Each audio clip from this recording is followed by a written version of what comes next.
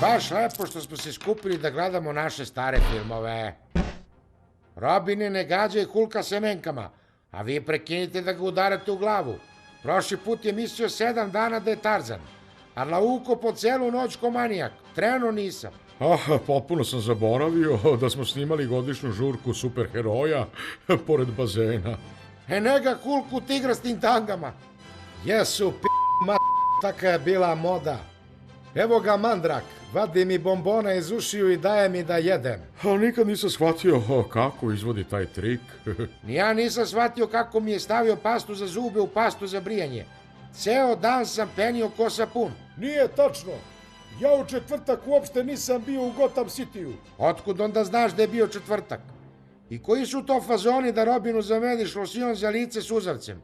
Bre, bio ceo teko ko pčelar pripravnik. A nije tačno. Imam 20 svedoka koji će da potvrde da sam tog dana bio u Megapolisu. Samo mi recite koji je dan bio. Sad moram da idem. Vidite, Lois Lane priča pored bazena sa zelenim obadom. Oni su tako dobri prijatelji. Pobogu, ovde se film prekida. Vidite, sad počinje ponovo.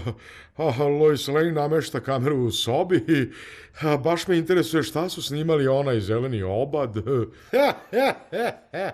Da, pošto on nema pantalone. U sunce ti Žarko, sad mi je jasno zašto ga zovu obad. Zašto li se ona skida? Sigurno je bilo vruće tog dana. Ne, šta to rade?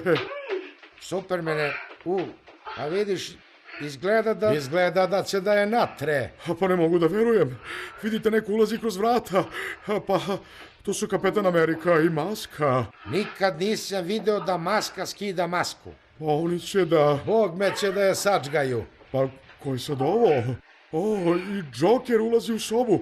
Idi bre, kakva je bila žurka, mogli su da dođu i ninja kornjače. Pa ne mogu da verujem. Droljo!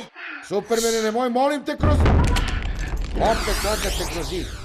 Moram tamo da otvorim jedna vrata.